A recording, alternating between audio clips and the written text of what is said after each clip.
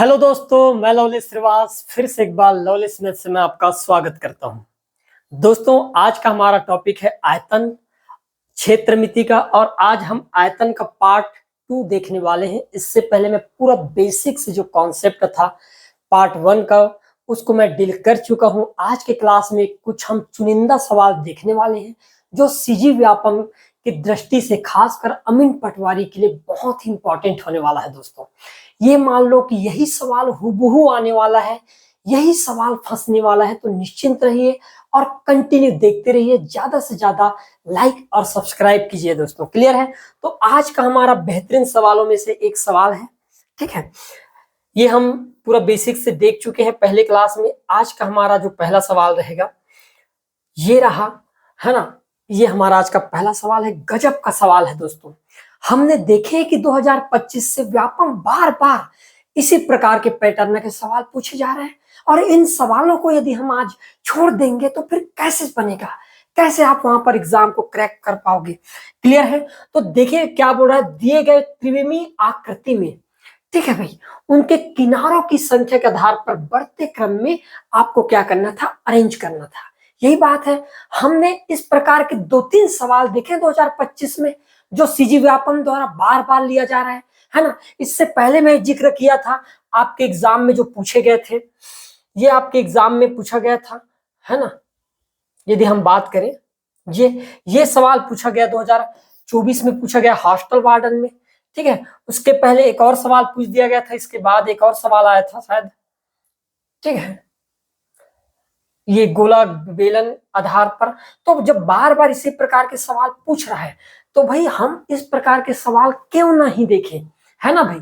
हमारा काम है कि इसी प्रकार के सवाल को पढ़ना है दोस्तों, ताकि ज्यादा से ज्यादा स्कोर कर पाए। अब हमको पता है कि मैं पूरा बेसिक क्लास में बता चुका हूं कि भाई कितने कितने किनारे होते हैं।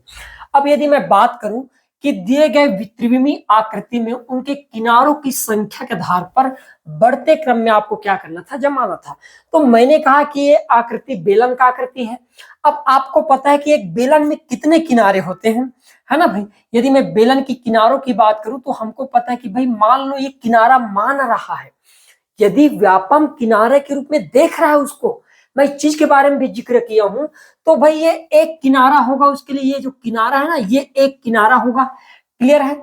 और उसी प्रकार की ये दूसरा किनारा बनेगा। ये जो सीधा लाइन है ये किनारा नहीं है, ये तो आपके पास राउंडेड फेस है, आपके पास राउंडिंग फेस है ना, इसको हम किनारा नहीं बोल सकते।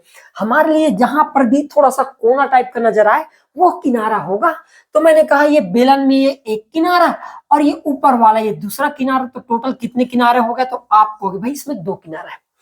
ये हमारे पास एक गोल आकृति है और गोल आकृति जैसे आपके पास गेंद है, ये चूड़ी नहीं है आपके पास एंगल जिसको आप किनारा मानकर चल रहे हो, ये गोल गेंद है। और गोल गेंद में कोई किनारा नहीं होता। आप किनारा ढूंढ कर देखना और बताना मुझे कमेंट में। क्लियर है? तो इसमें भाई किनारों की संख्या कितना हो जाएगा, 0 हो जाएगा। क्लियर है दोस्तों? ये हमारे पास एक घनाभ नजर आ रहा है, तो घनाभ में कितने किनारे होंगे, तो आप कहोगे 1, ये 2, ये 3 किनारा और ये 4 किनारा, ठीक है। इसके अतिरिक्त 4 और ये 5 किनारा होगा, ये 6 किनारा, ये 7 और ये 8 किनारा होगा। उसी प्रकार ये 9, ये तो हो गया था क्या, 9 और ये 10, ये 11 और ये टोटल 12। तो इस घनाभ में टोटल किनारों की संख्या कितना हो जाएगा, मैंने कहा 12 हो जाएगा। यदि मैं शंकु की बात करूं, कोण की बात करूं दोस्तों, तो कोण में केवल ये मेरा किनारा होगा, इसको हम किनारा नहीं ले सकते, याद रखना। वो तो आपके पास राउंडिंग फेस है, वो किनारा नहीं होगा। हाँ, हम उसको सतह मान सकते हैं। क्या मान सकते हैं? सतह मान सकते हैं। ये जो दिखाई दे रहा है ये सतह हो सकता है, वो भी कैसे वाला, थोड़ा घुमा हुआ घुमावदार वाला सतह हो सकता है, लेकिन कोना नहीं होगा। तो कोना क्या होगा हमारे लिए, तो मैंने कहा ये जो निचले वाला हिस्सा है ये हमारे लिए एक कोना का काम तो करेगा। क्लियर है? अब बढ़ते क्रम में बोला गया है, इसका मतलब सबसे पहले तो आपके पास एल होना चाहिए, एल से शुरुआत होना चाहिए। तो ये तीनों जो है एल से शुरू हुआ है, तो एम वाला तो गलत हो जाएगा क्योंकि हमको बढ़ते क्रम में जमाना है। फिर हम क्या करेंगे, उसके बाद तो 1 है तो एन आना चाहिए, एल के बाद एन यहां पर है, एन यहां पर है, तो ये जो ऑप्शन होगा ये हमारा क्या हो जाएगा दोस्तों, यहां पर कट जाएगा। क्लियर है? आगे जब हम बढ़ेंगे तो 1 नंबर के बाद यहाँ पर 2 किनारा है तो के आना चाहिए, तो एन के बाद के यहाँ पर है, यहाँ पर m है तो ये गलत हो जाएगा। तो हमारा करेक्ट आंसर क्या होगा दोस्तों, ऑप्शन नंबर जो बी होगा मेरे प्यारे भाइयों, ये मेरा यहाँ पर क्या हो जाएगा, एकदम राइट आंसर हो जाएगा। क्लियर है, आगे बढ़ते हैं। देखिएगा गजब का सवाल है, ये मान लीजिएगा कि ये छपने वाला सवाल है, लिख के ले लो, ये छपने वाला सवाल है, गजब का सवाल है ये। क्लियर है, सीजी व्यापम में हूबहू आने लायक सवाल है ये। क्लियर है, कॉन्सेप्ट गजब का है। किसी विमा के लिए शंकु का आयतन बेलन के आयतन का 1/3 होता है, ये बोला गया है, कथन आपके लिए है, सोच कर बताइएगा। किसी बीमा के लिए बोला है, हो सकता है कोई ऐसा बीमा हो जिसके लिए मैं ये कह सकता हूं कि भाई शंकु का जो आयतन है वो बेलन के आयतन का 1/3 है। फार्मूला से तो हमको एक चीज क्लियर हो ही जाता है। फार्मूला जब आप देखोगे तो फार्मूला में हम एक चीज तो देखते हैं कि भाई बेलन का जो, यदि बात करूं बेलन और शंकु की यदि हम बात करें तो मैं एक चीज तो कह सकता हूं कि भाई बेलन के आयतन का फार्मूला πr² होता है और शंकु का 1/3 πr²h होता है। आप देख पाओगे कि यहाँ पर भी πrh, यहाँ पर भी πr²h सेम है। यहाँ पर केवल ये 1/3 डालकर हमको कंफ्यूज कर रहा है। ये बनाने के पीछे का एक विशेष कारण था दोस्तों। ये तभी ऐसा पॉसिबल होता है जब मैं ये कहूं कि r है ना भाई, बेलन का r और बेलन की ऊंचाई h, ये मैं कहूं कि बेलन की त्रिज्या और बेलन की ऊंचाई, उसी प्रकार शंकु की त्रिज्या और शंकु की ऊंचाई, ये यदि सबके सब बराबर हो जाए तब मैं कह सकता हूं कि भाई जितना बेलन की त्रिज्या है उतनी त्रिज्या आपके शंकु के होने चाहिए और जितना हाइट आपके पास बेलन का है उतना ही हाइट आपके शंकु का होना चाहिए। ऐसा यदि होता है तब तो मैं कह सकता हूं कि बेलन का 1/3 होता है आपके पास शंकु का आयतन। और यदि ऐसा नहीं है तो हम नहीं कह सकते फिर। लेकिन यहाँ पर बोला गया किसी विमा के लिए, हो सकते ही नहीं, कोई हो सकता है ऐसा विमा। मैं मानता हूं ये विमा वही है, ये विमा वही है जिसमें त्रिज्या और ऊंचाई दोनों के एक जैसे है। और ऐसा है तो मैं कह सकता हूं कि भाई मेरा कथन एकदम क्या है दोस्तों, यहाँ पर करेक्ट है। क्लियर है, कथन हमारा करेक्ट है। फिर बोला गया है कि भाई यदि बेलन और शंकु की त्रिज्या और ऊंचाई बराबर हो, देखो इसी चीज का यहाँ पर जिक्र कर दिया, कहां पर, कारण पर इसी चीज का जिक्र किया है कि भाई बेलन और शंकु की यदि त्रिज्या और ऊंचाई बराबर हो तो शंकु का जो आयतन होता है वो बेलन का 1/3 होता है। कारण भी एकदम क्या है दोस्तों, एकदम पुख्ता है, छूट नहीं सकते आप इससे, भाग नहीं सकते कहीं, है ना भाई। तो मैं कह सकता हूं कथन भी सही है और दूसरा मेरा कारण भी सही है। तो क्या होगा, तो मैं कहा ऑप्शन नंबर जो पहला होगा, कथन और कारण दोनों सही है और कारण जो है कथन की सही व्याख्या भी यहाँ पर क्या कर रहा है, कर पा रहा है। आया समझ में, क्लियर है दोस्तों। ठीक है भाई, कंटिन्यू देखते रहिएगा, कहीं भी आपको दिक्कत होने नहीं दूंगा। देखो गजब का सवाल है, मैं तो मानता हूं कि ये छपेगा भाई, नोट कर लो, ये छपने वाला सवाल है, कहीं नहीं मिलेगा आपको ऐसा सवाल। क्लियर है, कहीं नहीं मिलने वाला ऐसा सवाल आपको। गजब का कॉन्सेप्ट दिया गया है, एक त्रिज्या के अर्धवृत्त कागज को एक आर त्रिज्या के अर्धवृत्त कागज को मोड़कर शंकु बनाया गया है, ध्यान समझना। तो निम्न में से कौन सा कथन सत्य है बोला गया है। मानते हो ऐसे सवाल आएगा आपके अमीन पटवारी में, है ना। मैं कई बार बोला हूं कि आपको एक भी ABCD लिखने के लिए नहीं देगा वहां पर, या 1 से 100 तक का गिनती लिख दो, आपको 10 नंबर दे दिया जाएगा, ये नहीं पूछने वाला, है ना भाई। आपको कॉन्सेप्चुअल सवाल पूछेगा और आपसे बनना भी चाहिए वो सवाल। क्लियर दोस्तों, कंटिन्यू देखते रहो, हर एक सवाल, हर एक चीज का मैं निचोड़ देने वाला हूं। आयतन के जितने भी सवाल बन सकते हैं पॉसिबली, उन सब सवाल को मैं आपके सामने रखने वाला हूं। तो कंटिन्यू देखिएगा, एक क्लास भी मिस नहीं करना है, ध्यान से देखिएगा। बोला गया है कि आर त्रिज्या के अर्धवृत्त कागज को मोड़कर शंकु बनाया गया है, तो निम्न में से कौन सा कथन सत्य है। छपने वाला सवाल है दोस्तों। शंकु की त्रियक ऊंचाई त्रिज्या का आधा होता है। भाई मैंने एक चीज सोचा, एक चीज मैंने नोट किया कि ये मेरे पास एक क्या है, अर्धवृत्त है, ठीक है, अर्धवृत्ताकार क्या है, कागज है। तो मैंने एक चीज कहा कि यहां पर ये इसकी क्या होगी, मैंने कहा त्रिज्या, ये आर होगी, ठीक है, होगी भाई। अब आप इसको मोड़ोगे कैसे, पहला सवाल तो ये है, कैसे मोड़ोगे। तो हम क्या करेंगे, इसको जब मोड़ेंगे तो ये वाला जो पार्ट है ना दोस्तों, इसको ऐसे करके मोड़ेंगे। कैसे? ऐसे करके हम इसको क्या कर देंगे, मोड़ देंगे। यदि ये दोनों पार्ट इस प्रकार के मोड़ेंगे तो ये दोनों पार्ट आपस में जुड़ जाएगा। ध्यान देना, यहाँ पर मैं बिंदु लगाया हूं, आपको समझ आया। इस प्रकार से बनेगा और इस प्रकार से बनेगा, और ये दोनों बिंदु कहां पर आकर मिलेंगे? मैं इस बिंदु को यहां पर दे रहा हूं, ये बिंदु, ये दोनों बिंदु है, मैंने इसको यहां पर मोड़ दिया। इस प्रकार से जैसे समोसा लपेटते हैं ना, वैसे हम लपेट देंगे। तो मैं एक चीज तो कहा कि ये जो आर था मेरे पास, ये वाला पार्ट, ध्यान समझना मेरी बात को, ये वाला जो पार्ट है यहाँ पर कौन सा होगा? तो ये वाला पार्ट होगा। ठीक है भाई, ये वाले पार्ट, क्योंकि मैंने दोनों पार्टों को इस प्रकार से मोड़ा और क्या कर दिया, चिपका दिया, तो क्या बन गया मेरे लिए? शंकु बन गया। ध्यान समझना मेरी बात। तो मैं क्या ये नहीं कह सकता कि भाई त्रियक ऊंचाई क्या होता है आपके पास शंकु में? तो आप कहोगे शंकु का त्रियक ऊंचाई तो यही एल होता है। तो एक चीज बताओ, यदि यहां से यहां तक ये त्रिज्या है, तो क्या यहां से यहां तक त्रिज्या नहीं होगा? होगा भाई, क्यों नहीं होगा? क्योंकि उसी का तो हिस्सा ही है। तो मैं कह सकता हूं कि यहाँ पर आर इक्वल क्या होगा, एल आपस में क्या होगा, बराबर हो जाएगा। तो भाई आर इक्वल एल बराबर होगा, तो ये कैसे त्रिज्या का आधा हो सकता है आपके पास? तो इस आधार पर हमारा जो शंकु की जो त्रियक ऊंचाई है, ये हमारा यहाँ पर जो पहला कथन, ये तो गलत होना ही है। समझ आया? फिर बोला गया कि भाई शंकु की त्रिज्या जो होती है, त्रियक ऊंचाई का आधा होता है, बोला गया है। क्या त्रिज्या, ये जो यहाँ पर जो त्रिज्या बनेगा, इस त्रिज्या के मान ज्ञात करने का क्या थ्योरम होता है? तो मेरे दोस्तों हमेशा याद रखना, ये अर्धवृत्त है। मेरी बात, एक एक बात को नोट कर लेना कहीं पर। ये अर्धवृत्त है, और अर्धवृत्त कितने डिग्री का कोण बनाता है? तो आप कहोगे 180 डिग्री का कोण बनाता है। बनाता है भाई। तो मैंने कहा कि 180 डिग्री को ऊपर में लिख देना है, और ये टोटल वृत्त कितने डिग्री का होता है? तो आप कहोगे भाई 360 डिग्री। तो मैंने कहा नीचे में 360 डिग्री लिख देना है, और इसकी जो भी आपके पास जो भी त्रियक ऊंचाई है, एल को यहां पर लिख देना है, और यही होता है आपके पास त्रिज्या का माप। तो आप कहोगे 180 का में 180, 180 दूनी 360, तो क्या मिल गया? L/2। यही तो हुआ हमारे पास क्या? त्रिज्या आर का मान। तो मैं कह सकता हूं कि ये जो कथन है, ये मेरा एकदम करेक्ट डेटा है। शंकु की त्रिज्या जो होती है, वो त्रियक ऊंचाई का हमेशा आधा होता है। इस रूप में यदि हो तब, जब हम कागज को मोड़ दे तब। मान लो यहीं पर मैं ये कह देता कि भाई एक कागज को हम 4 टुकड़ों में बांट दें, तो इस प्रकार से कागज टूट जाता। अब आप कहते कि यहाँ पर अब 90 डिग्री का कोण बनेगा, ये तो इसकी त्रिज्या हो, ये त्रिज्या। तो मैं कह सकता हूं कि यहाँ पर एल की वैल्यू तो हमेशा आर के बराबर तो होगा ही, इसमें कोई दो मत वाली बात नहीं है। लेकिन अब आर का मान निकालना है, त्रिज्या का मान तब। तो त्रिज्या के मान निकालने के लिए हम क्या करते हैं, 90 को ऊपर में लिखते अपान 360 डिग्री, और यहाँ पर त्रियक ऊंचाई एल है, तो एल लिख देते, तो 9 का 9, 9 चौक 36।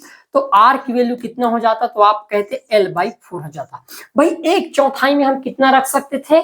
90 डिग्री रखेंगे, है ना भाई। तो 90 डिग्री डिवाइड बाय 360, और त्रियक ऊंचाई का गुणा करते ही हमको क्या मिलेगा? जो शंकु बनेगा, उस शंकु की त्रिज्या मिलेगा। याद रखना, शंकु की त्रिज्या चाहिए मुझे, इसकी त्रिज्या नहीं चाहिए। इस चीज को बिल्कुल गांठ बांध लेना दोस्तों, एक एक डेटा बहुत इंपॉर्टेंट है। तो मैं कह सकता हूं ये कथन तो एकदम सत्य है। शंकु की त्रियक ऊंचाई अर्धवृत्त की त्रिज्या के बराबर होता है। क्या ऐसा पॉसिबल है? तो मैं अभी लिखा हूं कि जो शंकु की जो त्रियक ऊंचाई है एल, यही तो अर्धवृत्त की त्रिज्या आर के क्या था? बराबर था। तो ये भी मेरा क्या है? एकदम करेक्ट हो जाएगा। एम भी मेरा क्या होगा दोस्तों? करेक्ट। शंकु के त्रिज्या ज्ञात करने के लिए क्या मैं ऐसा कर सकता हूं? तो मैं अभी आपको करके बताया, 180/360 इंटू त्रियक ऊंचाई। तो मैं कह सकता हूं मेरा एन वाला कथन भी क्या होगा दोस्तों? यहाँ पर एकदम करेक्ट होगा। मानते हो आप इस चीज को? ठीक है भाई। तो यहाँ पर कौन कौन सा कथन सही हुआ? एल भी सही है, एम भी सही है, और मेरा एन भी सही है। तो मैं कौन सा मानूंगा भाई? ऑप्शन नंबर जो डी होगा मेरे प्यारे दोस्तों, ये मेरा क्या हो जाएगा? यहाँ पर एकदम करेक्ट आंसर हो जाएगा। कुछ भी गलत सलत नहीं पढ़ना है यार आपको। मैं बार बार इसी चीज को मैं दोहरा रहा हूं कि जब एग्जामिनर जब आपसे एग्जाम लेगा और वहां पर आप फंस जाओगे ना, फिर उस दिन आपको पछतावा के अलावा और कुछ झेलना नहीं पड़ेगा। फिर समझ रहे मेरी बात? तो बिल्कुल गांठ बांध लो। आगामी एग्जाम को यदि क्रैक करना है तो ये स्ट्रेटजी आपको फॉलो करना होगा। कोई भी आपको कुछ भी बता दे रहा है, कोई टीचर आकर, उनके बातों पर नहीं आना। आप खुद इस चीज को नोटिस करना कि भाई वाकई में 2025-24 से लेकर 2025 में जो पैटर्न बदला है, क्या वाकई में बदला हुआ है कि भाई कोई भी कुछ भी बोल रहा है ना? इसका खुद आकलन करके आपको देखना है। क्लियर है? गजब का सवाल है, गजब का। ये मान लो कि ये छपने वाला डेटा है यार, ये छपेगा ही, मान लीजिएगा आप, छपेगा ही। क्या बोला गया है, ध्यान समझना। यदि दिए गए आकृति में भुजा, त्रिज्या और ऊंचाई समान हो जाए। मान लो मैं ये बोलना चाह रहा हूं कि भाई जितना भुजा होगा, है ना भाई, जितना भुजा होगा उतना ही आपके पास त्रिज्या है, उतना ही ओके त्रिज्या है, और उतना ही ऊंचाई है बोला गया है। यही बोला गया है भाई, समान है बोल दिया गया। ध्यान समझना, क्या बोला गया, यदि दिए गए आकृति में भुजा, त्रिज्या और ऊंचाई समान हो तो। समान कहने का मतलब सबके सब क्या हो जाए, बराबर हो जाए, यही बोलना चाह रहा है। तो निम्न के आयतन को बढ़ते क्रम में आपको क्या करना था, जमाना था। भाई आयतन निकालना और बढ़ते क्रम में जमाना है। मैं एक चीज कहा कि भाई सबके सबके भुजा बराबर हो जाए, तो मैं मानता हूं कि मैं कुछ ऐसा कर दूं कि मेरा काम आसान हो जाए। चलो इसको मान लेता हूं, इसकी भुजा मान लेता हूं 6, ये भी मान लेता हूं 6, और ऊंचाई भी मान लेता हूं 6। कोई दिक्कत भाई, मैं तो कुछ भी मान सकता हूं अपनी मर्जी से। तो आपको पता होगा कि घन के आयतन का फार्मूला क्या होता है, तो आप कहोगे a का क्यूब। तो भाई आप कहोगे फिर तो 6 का क्यूब करना पड़ेगा, कितना होगा, आप कहोगे 216। क्लियर है यहां तक। मैं बात करता हूं बेलन की, बात करूं तो बेलन का क्या होता है, तो आप कहोगे बेलन के आयतन का formula pi r square h होता है दोस्तों। अब यहां पर आप देखोगे कि आर का मान भी 6 है और एच का मान भी 6 है। मतलब मैं लिख सकता हूं पाई 6 का वर्ग गुणा 6 करेंगे भाई हम, फिर आखिर 6 का वर्ग क्यूब हो जाएगा, तो मैं कह सकता हूँ 6 का क्यूब 216 पाई हो गया। इसका कितना हो जाएगा, 216 पाई। किसका भाई, बेलन का। यदि मैं बात शंकु का करूं दोस्तों, ध्यान समझना, तो शंकु का 1/3 होता है, मतलब 1/3 पाई आर स्क्वायर एच होता है, यही फार्मूला होता है भाई। तो मैंने कहा 1/3 पाई को तो ज्यों का त्यों रहने देते हैं, आर का मान 6 है का वर्ग इंटू 6, तो आप कहोगे 3 कम 3 और ये 3 दूनी 6, तो मैंने कहा 6 का वर्ग 36 और 36 दूनी कितना होता है, मैंने कहा 72 पाई हो जाएगा। होगा भाई 72 पाई, ठीक है।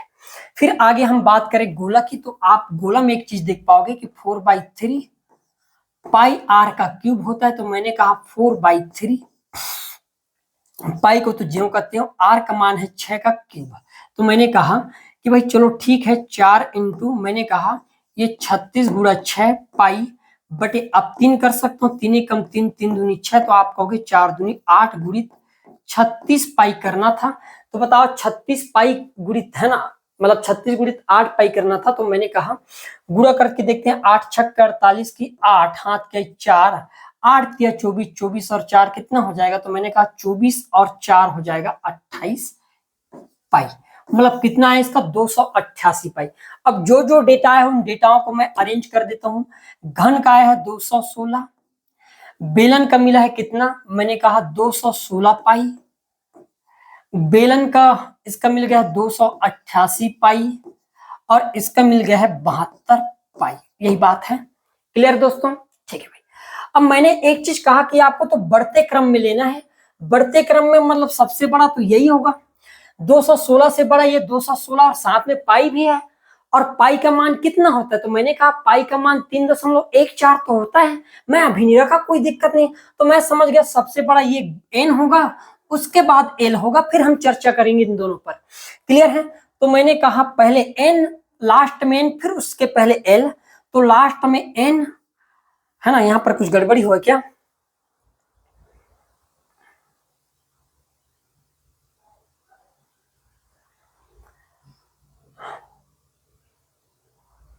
बढ़ते क्रम में लिखना है ना भाई, दिए गए आकृति को बढ़ते क्रम में।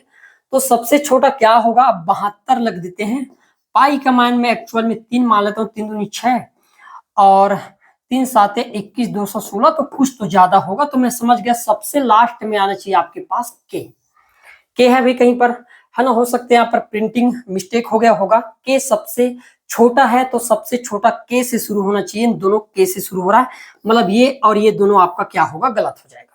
क्लियर है। यहाँ पर लास्ट में एन है, ये भी ठीक है ना। उससे पहले आपके पास एम होना चाहिए था, एन लास्ट में, उससे पहले एल हो गया था। ये आपके पास यहाँ पर आ जाएगा एल, और यहाँ पर आ जाएगा एम। यहाँ पर कुछ मिस्टेक हुआ है, तो आपका करेक्ट आंसर क्या होगा दोस्तों, ऑप्शन नंबर जो डी होगा, ये हमारा क्या हो जाएगा, यहाँ पर एकदम राइट आंसर हो जाएगा।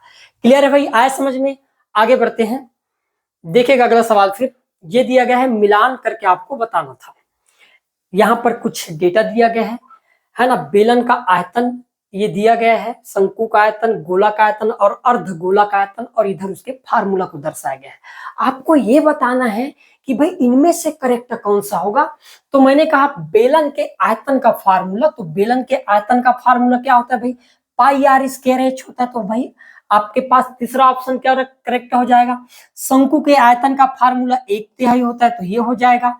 गोला के आयतन का फार्मूला तो मैंने कहा ये तो पहला हो जाएगा, और अर्ध गोला के आयतन का फार्मूला आपके पास ये दूसरा हो जाएगा। क्लियर है? तो कौन सा ऑप्शन करेक्ट होगा भाई, मैंने कहा के का चौथा होना चाहिए, के का तीसरा है गलत हो जाएगा, के का पहला है गलत हो जाएगा, के का चौथा है और के का तीसरा, तो ये भी गलत होगा। करेक्ट आंसर क्या होगा दोस्तों, ऑप्शन नंबर जो सी होगा हमारा, ये क्या होगा यहाँ पर एकदम राइट आंसर हो जाएगा। आए भी समझ में? ठीक, आगे बढ़ते हैं। देखिएगा अगला सवाल, निम्न में से सही कथन आपको चुनकर बताना था। गोला का संपूर्ण पृष्ठ का क्षेत्रफल क्या होता है, 4πr का क्यूब।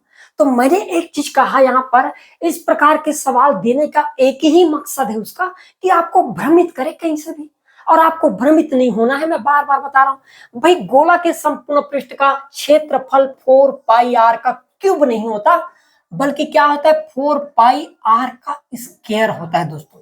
तो यदि है तो ये मेरा क्या है, एकदम गलत कथन है, इसमें कोई दो मत वाली बात नहीं है। क्लियर है? अर्धगोला का वक्र पृष्ठ का क्षेत्रफल क्या 2πr का स्क्वायर होता है। भाई मुझे वक्र पृष्ठ पूछा गया, ये अर्धगोला दिया गया है। अर्धगोला के वक्र पृष्ठ कहने का मतलब ये है दोस्तों कि आपको केवल ये जो पार्ट है इसका आपको क्षेत्रफल बताना था। ये ऊपर वाला जो ढोलकी है ना, इसका नहीं बताना है। ढोलकी का तो पूछा ही नहीं उसने अभी, आपको तो केवल वक्र पृष्ठ पूछा है। और मैं बोला हूं कि वक्र पृष्ठ में केवल आजू बाजू को लिया जाता है, छत और तली को छोड़ दिया जाता है। तो इसमें तली तो नहीं है, इसका छत तो है। ढोलक देखे हो ना, नगाड़ा देखे हो, उसके ऊपर में जो है ना, जो बजने वाला पार्ट होता है वो ढका हुआ है। क्लियर है? तो ये वाले पार्ट को नहीं लेना है, आपको याद रखना वक्र पृष्ठ में। तो मैं कह सकता हूं एल जो कथन है यहाँ पर एकदम करेक्ट है। अर्धगोला का संपूर्ण पृष्ठ का क्षेत्रफल, भाई एक चीज बताओ, इतने पृष्ठ का क्षेत्रफल मुझे 2πr स्क्वायर मिल गया है।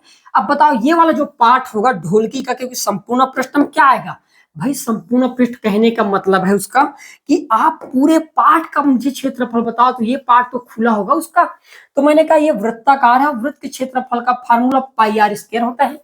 अब मुझे ये वाला पार्ट भी लेना है और ये वाला पार्ट भी, मतलब दोनों को ऐड कर देता हूं तो भाई 2πr स्क्वायर में πr स्क्वायर जुड़ जाएगा, तो यही तो हो जाएगा 3πr स्क्वायर। क्लियर है? तो मैं कह सकता हूं कि एम कथन भी मेरा क्या है यहाँ पर एकदम करेक्ट है। शंकु का वक्र पृष्ठ का क्षेत्रफल क्या ये होता है, तो भाई शंकु का जो वक्र पृष्ठ होता है फार्मूला होता है πr/l, हमको ये पता है। आपको एक चीज पता होगा दोस्तों, यदि मैं त्रियक ऊंचाई की बात करूं तो त्रियक ऊंचाई l की वैल्यू हमेशा याद रखना √r² प्लस h स्क्वायर होता है, मानते हो? तो भाई यहाँ पर उस हिसाब से πr² अंडर रूट क्या होना था, तो मैंने कहा r² प्लस h स्क्वायर होना चाहिए था, लेकिन यहाँ पर अंडर रूट नहीं है, इसलिए ये भी हमारा क्या होगा, गलत हो जाएगा। क्लियर है? तो इस हिसाब से आपका करेक्ट आंसर क्या होगा, तो मैंने कहा l और m सही है, इसको m बनाओ, प्रिंटिंग मिस्टेक हो गया फिर यहाँ पर, है ना। l और m क्या होगा, करेक्ट हो जाएगा। सभी तो नहीं होगा लेकिन एल एम करेक्ट हो जाएगा। तो ऑप्शन नंबर जो सी होगा दोस्तों, ये हमारा यहाँ पर क्या होगा, एकदम राइट आंसर हो जाएगा।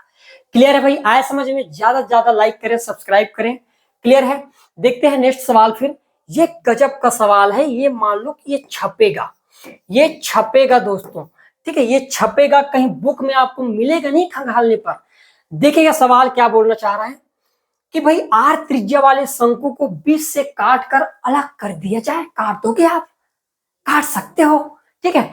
प्रारंभिक शंकु और नए शंकु के आयतन का अनुपात क्या होगा यदि शंकु की ऊंचाई 4 सेंटीमीटर दे रखा है।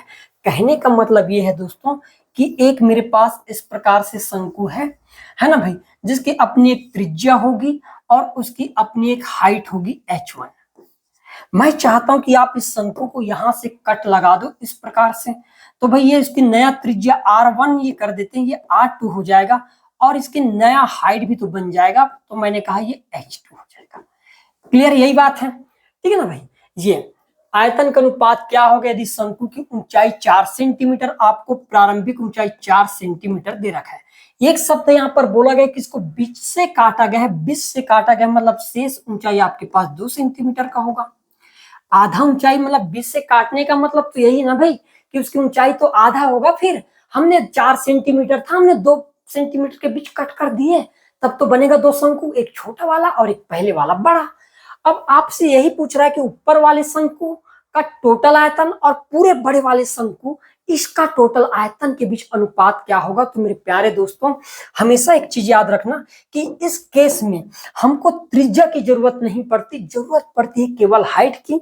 और एक चीज नोट कर लेना, यदि ऊपर से काट दिया जाए तो हमेशा याद रखना कि हाइट का जो अनुपात होता है, हाइट 2 और ये हाइट 1 है ना भाई, इसी का हम क्या करते हैं, आयतन का जो अनुपात होगा, मतलब मैं लिख सकता हूं,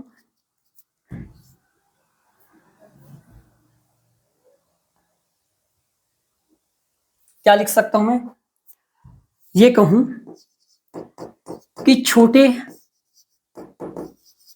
शंकु का आयतन अपान बड़े शंकु का जो आयतन होगा, ये हमेशा उनके हाइट के, ये हमेशा उनके, याद रखना, हाइट के घन के क्या होता है, समानुपाती होता है। किसके, ऊंचाई के घन के समानुपाती। मैंने कहा h1 का मान और h, ये h2 है और h1 का मान कितना दे रखा है, तो मैंने कहा 2 ये है और ये 4 है, तो इसके घन के समानुपाती होगा। तो आप कहोगे घन के समानुपाती होगा, तो मैंने कहा 2 एक कम 2 और 2 दूनी 4, मतलब 1/2 का यदि मैं घन करके देखता हूं तो आप कहोगे कि 1 का घन 1 और 2 का घन होता है 8। तो मैंने कहा पूरे पार्ट का जो अनुपात हुआ, पूरे पार्ट का अनुपात कितना हो गया,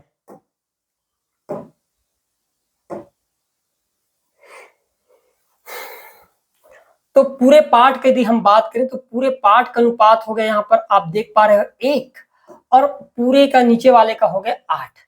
अब हमको पूछा क्या है भाई, और नए शंकु के आयतन का अनुपात क्या होगा बोल दिया गया है। यहाँ पर ऑप्शन में ही गड़बड़ी कर दिया है इसने ना भाई। तो मैंने कहा पूरे और नए, तो भाई एक चीज तो कर सकते हैं कि एक कम कर देंगे तो कितना हो जाएगा 1 और ये हो जाएगा 7।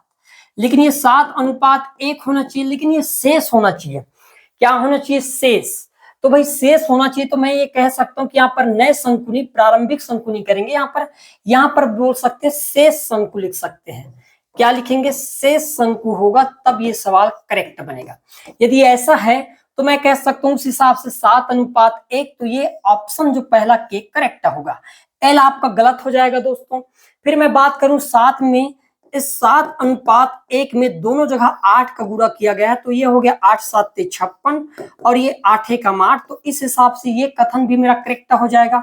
16 और 4 तो बनेगा ही नहीं, ये भी हमारा गलत हो जाएगा। तो करेक्ट क्या होगा, के और एम, ऑप्शन नंबर जो सी होगा दोस्तों, ये हमारे यहाँ पर क्या हो जाएगा, एकदम राइट आंसर बन जाएगा।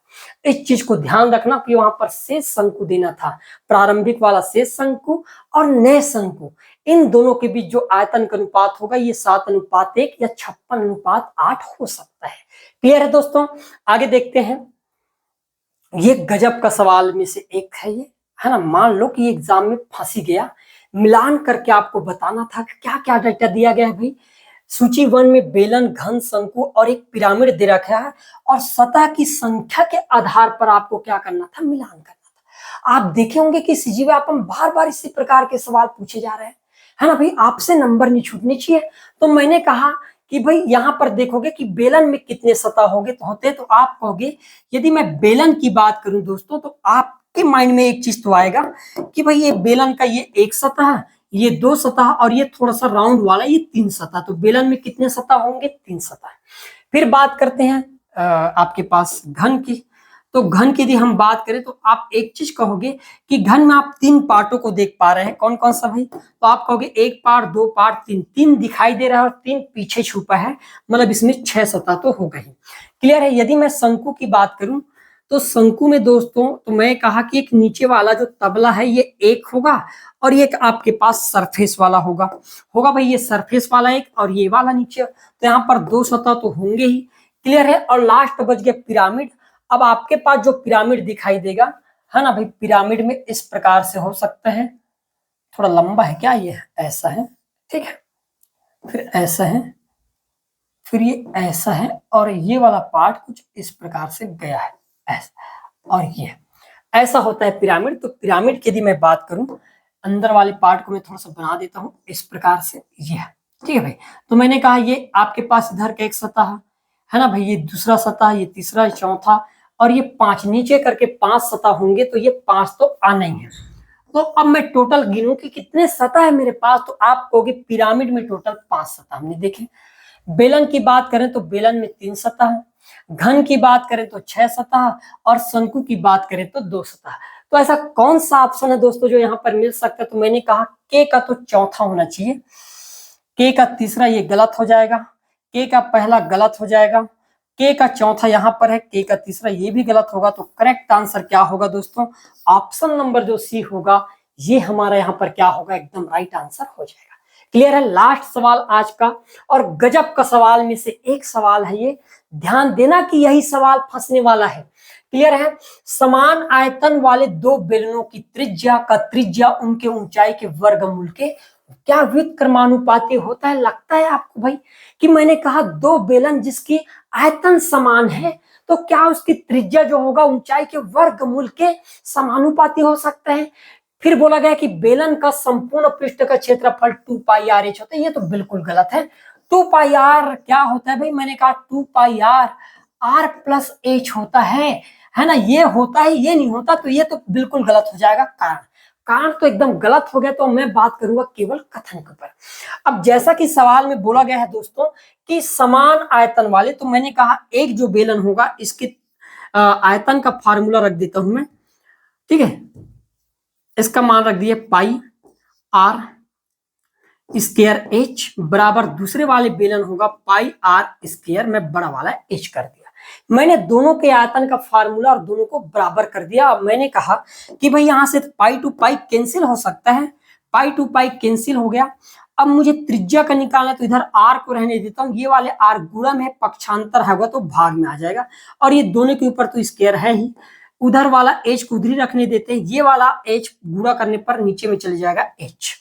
क्लियर है। फिर मैं आगे देखूं इसको, तो आप एक चीज कहोगे कि भाई दोनों के ऊपर वर्ग है, वर्ग का पक्षांतर कर दिया जाए, तो वर्ग का पक्षांतर करने पर क्या दिखाई देगा, तो मैंने कहा अंडर रूट एच बटे क्या हो जाएगा, ये छोटा वाला एच। यही मिला भाई हमको, मिला कि नहीं मिला। तो मैं कह सकता हूं कि आर का था आर के बाद छोटा वाला एच होना चाहिए था, लेकिन ये छोटा वाला एच कहां चले गया, तो मैंने कहा नीचे चले गया। उसी प्रकार बड़े वाले आर, तो बड़ा वाला एच ऊपर चले गया। मतलब मैं कह सकता हूं कि ये व्युत्क्रमानुपाती है। क्या है, व्युत्क्रमानुपाती है, और साथ में वर्गमूल का चिन्ह भी लग गया है। मतलब ये कथन बिल्कुल क्या है दोस्तों, एकदम करेक्ट है। कथन में कोई जल्दबाजी नहीं है, कथन तो एकदम करेक्ट ही है। तो क्या होगा भाई, मैं तो एक चीज देख लिया कि मेरा कारण एकदम है ना गलत था, कारण तो एकदम गलत था। तो क्या होगा मेरा, तो मैं कहूंगा कि भाई ये जो होगा, लेकिन आर ए की सही व्याख्या नहीं करता, व्याख्या नहीं करता तो अलग बात है, कारण ही गलत है। और जब कारण ही गलत है तो मैं कहूंगा केवल मेरा कथन सही है और कारण तो गलत ही है, व्याख्या करने की तो बात ही दूर की है। क्लियर है दोस्तों। तो ये रहा आज का हमारा गजब का क्लास आयतन पर आधारित। कल हम नेक्स्ट और नए बेहतरीन सवालों के साथ फिर मिलेंगे। तो आज के लिए इतना ही, धन्यवाद।